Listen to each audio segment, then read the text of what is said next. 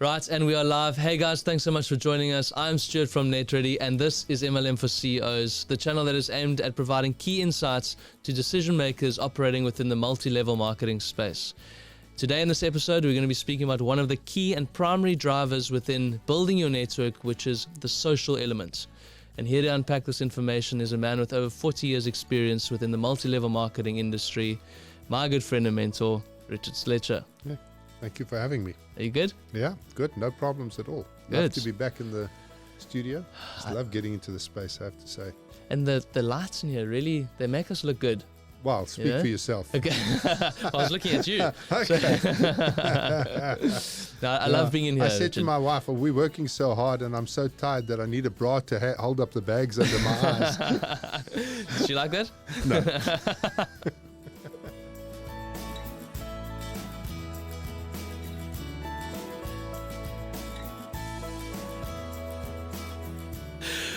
Richard, thanks so much for joining us. What we're wanting to unpack in this session is all about the social, which is one of the 5 primary drivers. Now, last week in the session, we spoke about, or in the previous episode, we spoke about the 5 drivers, and social being one of them, a very important part.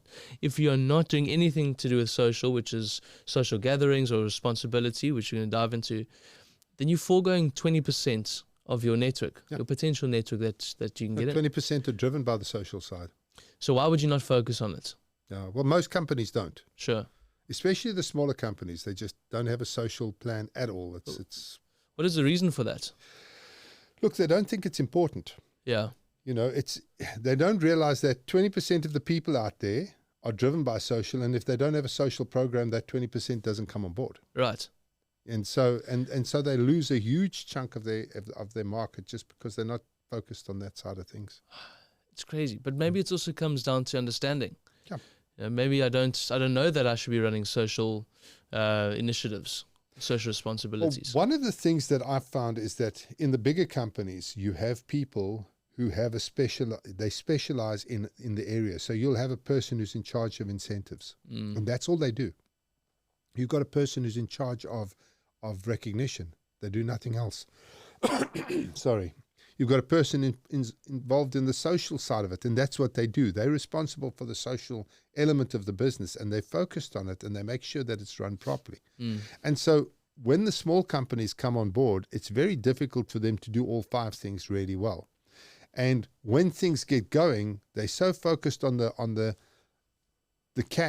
compensation plan and the products that they don't actually put the effort into those other things. And what happens is they land up building their business based on the 20% of people who are interested in commissions or the 20% that are interested in the product. Right. And they leave the other, 60% out of the mix completely. So my recommendation to companies is you cannot do everything if you're getting out the ground unless you've got cash. If you've got cash, then you can put a person in place for everything.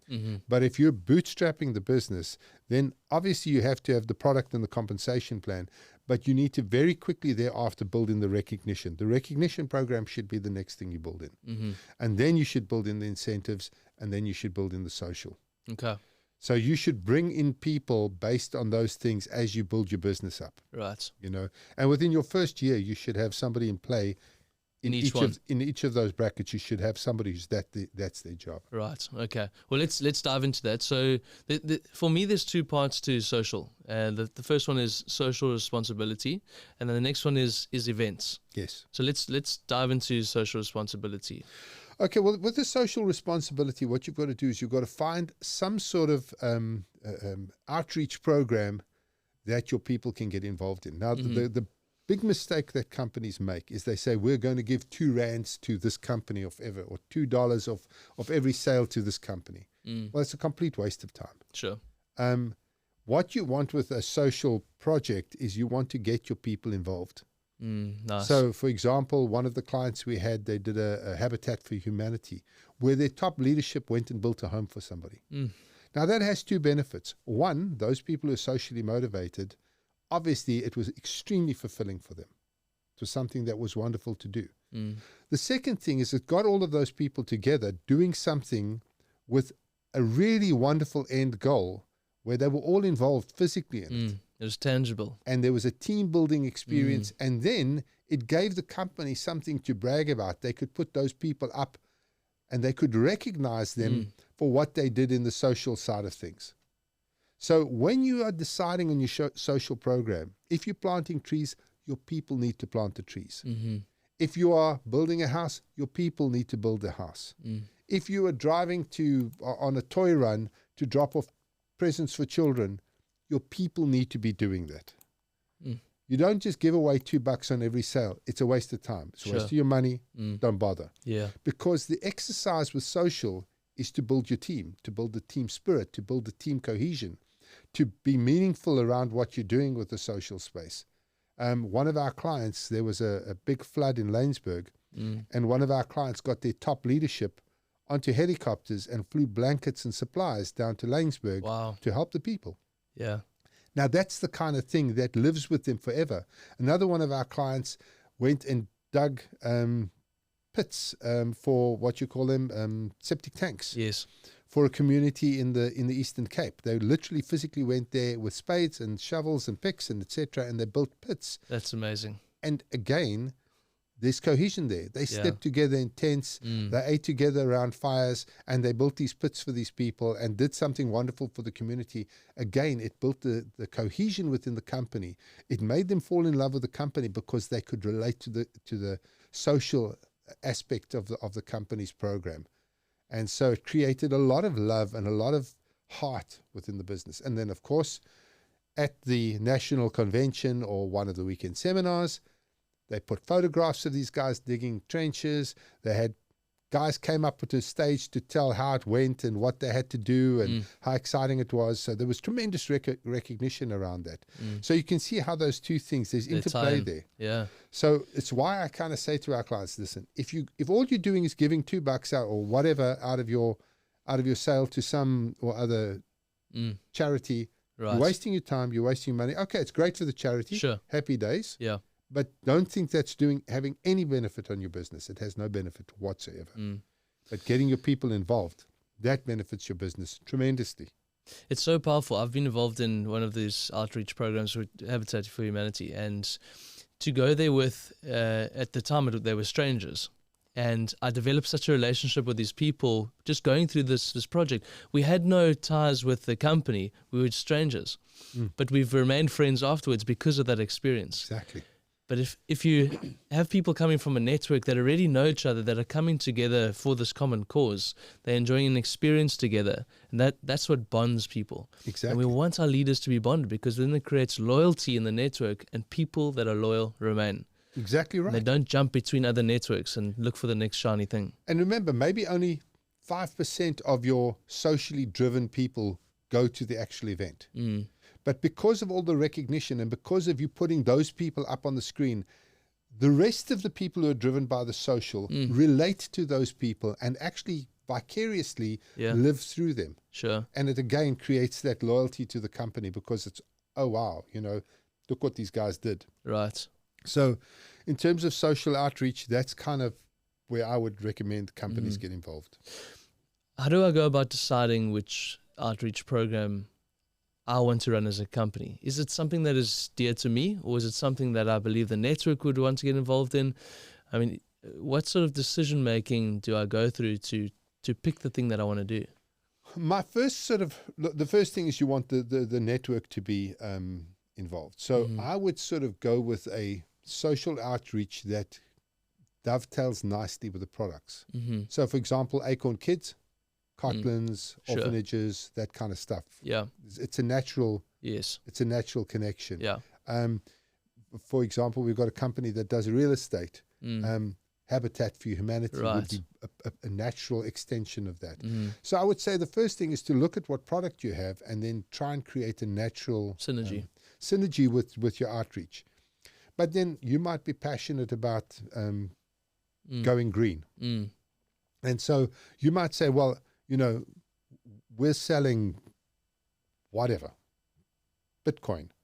But our social thing is that once a year, all of our people get together, we go to some place and we plant 1,000 trees or 10,000 trees or whatever.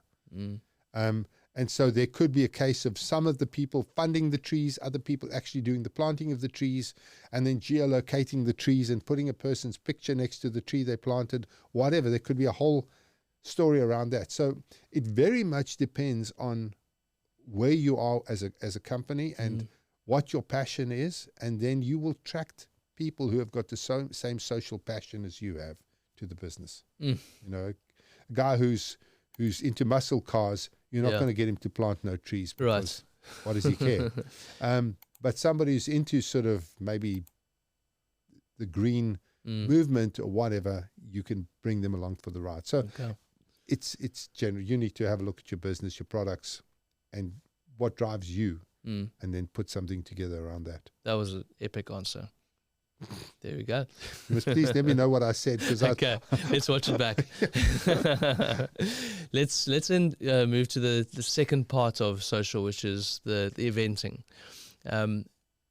Let's talk about why we get a whole bunch of people into a room and have the planned strategy for what we want to do with them.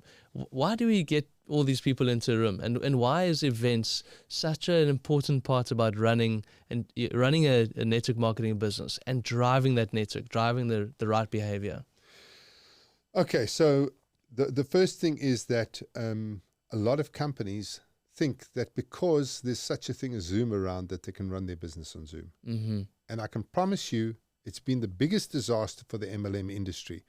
Yes, we have got some growth on Zoom, but what we've lost in the process is those meetings where people got together. When I first got into the MLM space, there was no such thing as Zoom. The only way you did an opportunity meeting is belly to belly. You sat with a person and you do the opportunity meeting, or you take them to a home presentation, or you take them to a bigger presentation in a hall, or you take them to weekend seminars or national conventions or whatever. There was always meetings where the people got together. And nothing beats meeting a person face to face, shaking their hand, hearing their story, having time to sort of engage with them, and also seeing the scale of the business. When all you see is a little picture on a screen, how do you know how big the business is? How do you know what the scale is? How do you know what the people are like? You can't. It's impossible. You are so disconnected from the network that way. So the second thing is that I think that all companies should be focused very heavily on getting meetings together. We're talking about meetings with your network leaders. We're talking about training sessions. We're talking about opportunity meetings. We're talking about home presentations. We're talking about coffee shop presentations. And you and I have decided we're going to sort of do a quick coffee shop presentation in one of our sessions to show how that works. But if you can get people together, what happens? You create cohesion. You create that social connection. And once I've been to your home and I know who you are and we've had a cup of coffee together, whatever, then suddenly there's a relationship there that far surpasses a meeting on Zoom. Sure. And if I then bring a friend to you and I can say, hey, this is my upline Stuart and he's amazing and you're going to absolutely love him and he's taught me everything I know. And then you say, oh, and Jane, hey, you are with the best possible person. Richard's one of my top distributors. He's absolutely awesome. You're so lucky to be with him. You create that mechanism, that social mechanism where there's social proof that I'm actually a good guy, that the business is real. A third party is praising me. I'm praising you. If I praise you, obviously Jane must believe it. And if you praise me, she thinks, oh, wow, I'm with the right person. You cannot get that on Zoom. And you'll see that your people who are driven by, this applies to everybody, but the people who are driven by social, they're the first to arrive at the meetings. They're the last to leave. They'll help you set up the coffee cups. They'll help you pack up afterwards. They just committed to that whole process. And they are some of the best recruiters on the planet because they are more interested in the people than the business. And so when they bring the people to the meetings, they care about the person. And the person can feel that they care about them. And so they recruit better than anybody else. And they bring in the kind of people who stick with the business. How can you do that on Zoom? You can't. Yeah. It's really, really difficult. Well, one of the things that we've seen, there's a big upswing in terms of the number of people participating within the network marketing space. I mean, globally, it's just there's been a flood of people because of what we've recently been through, which is the COVID period as well as unemployment, and that's on the high. And people are finding a home within network marketing, but they are definitely finding a home in the digital space of network marketing. And this is a belly-to-belly business. Yeah. Sure, you can grow your numbers. But again, it comes back to that loyalty concept where I enjoy being in part of this business because Richard and I are connecting. Yeah. Richard's just brought in Mary. And we are engaging. And if I leave to go to another network, I'm going to disappoint Of course Stuart. you will. So you'll think twice. You'll think the third time about and because Stuart is a really nice guy and we're connecting, we're getting together once a week, we have opportunity meetings together, he's phoning me, we're talking, we're chatting, we're meeting. That creates a very strong bond and it prevents me from just bouncing to another network. Right. Whereas if I'm online, I'm online with you, tomorrow I'm online with them, tomorrow I'm online with them. It's just another name. It's just another place you're going to. It's all in the digital domain. There's no real connection and you're done. Right. And that's why these events are so important, because we're having this belly-to-belly interaction where we're getting to know people on a personal level. So company owners out there that are listening, they need to be focusing on events for that specific reason. Now, one of the things with events is we call it the hot bath effect. Yeah. I mean, this is brilliant. Do you want to take us through the hot bath? Well, basically what you're doing is you drop the person into a hot bath, you bring the temperature up, and then their temperature's high for another period of time. And when their temperature, their emotional temperature or their MLM temperature starts to wane, you pop them into another hot bath and you get their temperature up. So that's why they call it hot bath. Sure. And what you're wanting to do is with your key players, you want to hot bath them on a regular basis. And that's done through events. Yes, that's one of the ways to do it is through events. Yeah. Getting everyone together, seeing the magnitude, the scale and size of this business. You've got thousands of people in a room, all being entertained. Exactly. I can see I'm part of something far bigger than what I thought it was. Well, I mean, that had an impact on me the first time I went to an Amway meeting, the 12,000 people in the room. They'd flown in people from all over the world. Wow. Robert Kiyosaki was talking at the event. Amazing. So my opinion of Amway went from smosing products out of the back of my car to, wow, this is a big international operation. And so it does change people's perspective on the business. So that is tremendous. And of course, the emotional, in Afrikaans we call it the gees. I don't know what you call it in English. Yes, the vibe or the culture or there's no better word for it. It creates such an emotional high when you're in that room with 12,000 people and the person next to you, you engage with them, they cannot wait to talk to you. And so you make these connections and these friendships in these meetings that actually last a lifetime. You know, these are people who are like-minded. They're doing what you're doing. They're going through the same struggles that you're going through. You are seeing these huge success stories walking across the stage. It provides you with belief, but it provides you with a sense of belonging. Wow. So the four drivers of the network, I mean, products, the compensation plan, incentives, and recognition. They all play back into the fifth driver, which is social and the events. So we introduce new products. So everything's run on a strategy, and you can't just by the wing on your waistcoats. Wing and a prayer. Wing and a prayer. And you can't just say I'm introducing new products and drop them down the line. It has to be at an event, and we pull the red velvet cloth off of those new products, and everyone's excited, and everyone's hyped up. And then there's how much people have earned throughout the period, and we give big bank checks. We parade everyone across, and then there's recognition, and we recognize our top performers and our top leaders, the social people, and top salespeople, top recruiters. We recognize all of those people. And the last thing is the incentives, and we announce this beautiful competition. We're taking our top performers to exotic destinations all across the world, but it all plays into an event. So a lot of companies are saying, "Oh, we can do this online. We're in a digital age now." No. But the reality is that it's a belly to belly. If you want to run a business long term and you want loyal members, then your events are everything. So your social side is really important. I think we're coming into land here. I see Tatu's jumping up and down and waving frantically at the door.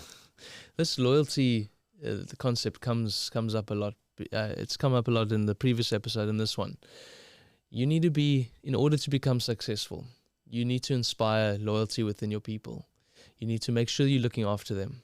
Make sure you're nurturing them, caring for them. They get this interaction, this belly to belly. Because how hard is it going to be for you to leave if we form such a great relationship with me as a leader? Exactly. So all of this stuff is about retention. It's not about, you get people in with the promises. Hey, you can earn this much money. These are the cool products. We're going on this. That's all hype, and that's how you get the person in. Right. But you keep them in the business. You build their loyalty through all of the other strategies. And that's why they're so important. Okay. Well, Richard, thank you so much for your time. Appreciate it, as always. Awesome. Guys, thank you so much for your time. If you're looking to grow a long-term, sustainable, and successful multi-level marketing business, keep in mind the loyalty. We need to be inspiring loyalty so that we can retain as many people as possible and grow this into successful business. Thank you so much for joining us. Please follow us on all of our channels. We're on Facebook, we're on LinkedIn, we're on YouTube. And if you're listening in the car, we're on Spotify. Thank you so much for your time. We'll see you next.